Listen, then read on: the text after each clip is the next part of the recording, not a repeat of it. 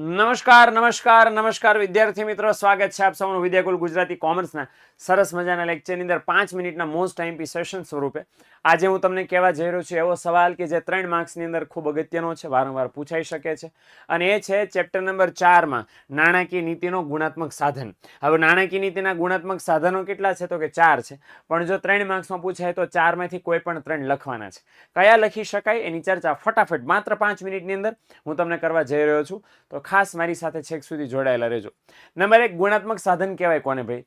પહેલા સમજી લો કે ભાઈ એવા તમામ સાધનો જરૂરી ક્ષેત્રો માટે તર્કપૂર્વક લોજિકલ વપરાતા હોય, લોજિકથી વપરાતા હોય, એ બધા સાધનોને ગુણાત્મક સાધનો કહેવાય. જ્યારે સરકારને કોઈ ચોક્કસ ક્ષેત્ર ઉપર અસર કરવાની જરૂર આવશ્યકતા હોય ત્યારે સરકાર આવી રીતે છે એ ગુણાત્મક સાધનો યુઝ કરે છે. સરકાર ઇટ મીન્સ કે આરબીઆઈ. હવે કેટલા છે તો કે 4.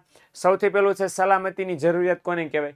કે જ્યારે વેપારી બેંક કોઈ ગ્રાહકને ધિરાણ આપે, લોન આપે, ત્યારે વેપારી બેંક ખાતરી કરે છે કે આપેલી લોન એને પાછી સમયસર રૂબરૂ મળી જાય. ઓકે, હવે ન આપવા આવે તો વેપારી બેંકો એના માટે સલામતીના ભાગ સ્વરૂપે જે ગ્રાહકને લોન આપે એ ગ્રાહક પાસેથી મિલકતો જામીનગીરી સ્વરૂપે ગીરવે લખાવે. એટલે શું છે, કોઈ ગ્રાહક લોન નો ભરી તો એ જે ગીરવે લખાવેલી મિલકતો બેંક વેચે અને એમાંથી પોતાના લોનના નાણાં પરત મેળવે. કઈ કઈ મિલકત ગીરવે મૂકવાની હોય છે? ઘરેણાં, થાપણો, ઘર, જમીન, આ બધી વિગતો છે એ સલામતી પેટે લખવાની, ગીરવે મૂકવાની હોય છે. હવે સવાલ એ કે આરબીઆઈ નો કઈ રીતે યુઝ કરે આ ટૂલનો, તો એ બાબત આપણે જરાક ધ્યાનમાં રાખીને સમજવાની કે ભાઈ દેશના બધા લોકોને ધિરાણની આવશ્યકતા ઓછા વત્તા અંશમાં હોય. એટલે ઓછા વત્તા અંશમાં આવશ્યકતા હોવાને કારણે પરિણામ એ આવે કે બધાને લોન મેળવી જરૂરી છે. તો બધાને લોન આપવા માટે આરબીઆઈ એવો નિયમ બનાવે કે ભાઈ ગરીબ ખેડૂતો, ગામડાના લોકો છે એમને છે એ ઓછી જામીનગીરીઓ, ઓછી મિલકતો ગીરવે મૂકવાની. જ્યારે સામે પક્ષે શહેરના ધનિક ઉદ્યોગપતિ લોકો છે એમણે છે જામીનગીરી તરીકે વધુ વસ્તુઓ છે ગીરવે મૂકવાની. એટલે શું છે કે એમને વધારે થોડોક પ્રયત્ન કરવો પડે, તો આ વધારે પડતા પૈસા લઈ ન જાય. આમની પાસે ફેસિલિટી છે, બિચારા આમની પાસે ફેસિલિટી ન હોય. ઓકે, તો એ બાબત આપણે ધ્યાનમાં રાખવાની.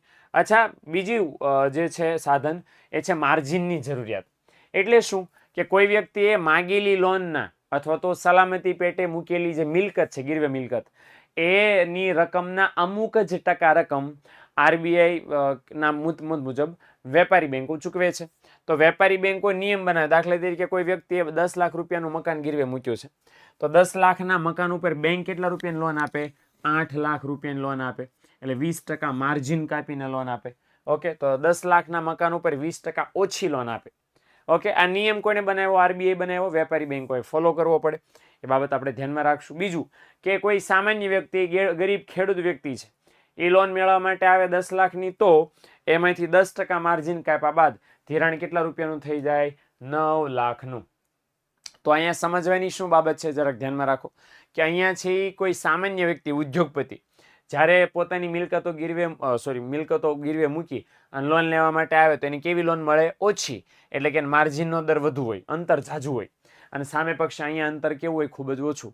ઓછી મિલકતોથી પણ વ્યક્તિને લોન મળી જાય. ઓકે, તો આ માર્જિનના દર અલગ અલગ રાખવામાં આવે છે. નંબર 3, ત્યાર પછી છે ધિરાણની ટોચ મર્યાદા. એટલે શું કે એ મેક્સિમમ એક વ્યક્તિને કેટલી લોન આપી શકાય એની લિમિટ, એની મર્યાદા, એને ટોચ મર્યાદા કહેવાય. અને નંબર 4 છે ભેદભાવયુક્ત વ્યાજના દર. તો ભેદભાવયુક્ત વ્યાજના દર એટલે શું? બહુ સાદું, બહુ સિમ્પલ છે કે ભાઈ અલગ અલગ પ્રકારની લોન માટે અલગ અલગ વ્યાજના દર રાખવાની પદ્ધતિ આરબીઆઈ સૂચવે. એને શું કહેવાય? ભેદભાવયુક્ત વ્યાજના દર કે ભેદપારખું વ્યાજના દર. કે જેની અંદર ખેતીની લોન માટે નીચો વ્યાજનો દર હોય, ઉદ્યોગની લોન માટે ઊંચો વ્યાજનો દર હોય, કાર લોન માટે અલગ વ્યાજનો દર હોય. બધા પ્રકારની લોન માટે અલગ અલગ વ્યાજનો દર અહીંયા રાખવામાં આવે છે.